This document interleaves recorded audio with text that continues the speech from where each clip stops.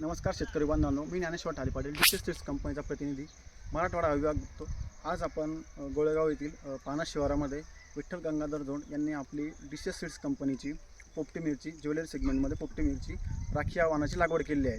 त्यांनी लागवड केली होती 14 मेला लागवड केली होती। आज बघू शकता की बऱ्याच ठिकाणी मिरचीला व्हायरसचं प्रमाण खूप जास्त आलेलं आहे आणि आपला जो प्लॉट आहे हा याच्यामध्ये व्हायरसचं प्रमाण खूप नगण्य आहे। आणि यांचा पहिला जो तोडा आहे 2,500 झाडाला यांनी 1.5 क्विंटल माल काढला होता। तो त्यांचा 45 ते 48 दिवसामध्ये आला होता। आज तर त्यांचा दुसरा तोडा तोडणीला आला। आपण बघू शकता शेतकरी बांधवांनो, इथून कुठे बघू शकता तुम्ही, कुठे बघू शकता की तुम्हाला इथं व्हायरसचं झाड कुठे आढळणार नाही, पूर्ण झाडं फ्रेश आहे। आणि आपण कोणत्याही झाडाला बघू शकता, हे बघा शेतकरी बांधवांनो, माल, झाडाची क्वालिटी, झाडाची शायनिंग, झाडाचे फुटवे आणि झाडाचा माल, हे बघा, हे झाड बघा, हे झाड बघा,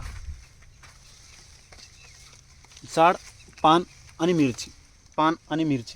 शेतकरी बांधवांना आपली जी राखी जी आहे डिशेस सीडची, हिचं वैशिष्ट्य आहे 50 ते 55 दिवसामध्ये हिचा पहिला तोडा येतो। हिला व्हायरस खूप कमी प्रमाणात येतो आणि मार्केटला विकायलाही खूप सोपे आहे, कारण हिचं शायनिंग जास्त असल्यामुळं आणि हिचा टणकपणा जास्त असल्यामुळे ही विकायला सोपी असते, लॉंग ट्रान्सपोर्टला चांगली असते आणि हिला फवारणी खर्च पण खूप कमी लागतं। आतापर्यंत त्यांचे 3 किंवा 4 फवारणी झाले असं मला शेतकरी बांधवांसोबत बोलण्यात आलं।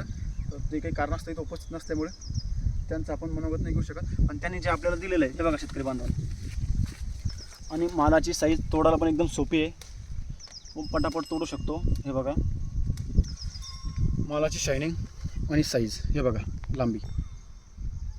तर माझी सर्व शेतकरी बांधवांना हीच विनंती आहे की इथून पुढे आपण जेव्हा पोपटी मिरची भजिया सेगमेंटमध्ये पोपटी मिरची लागवड करत असाल तर आपण डिशेस सीड्स ह्या वाणाची, राखी या वाणाची अवश्य लागवड करावी। धन्यवाद।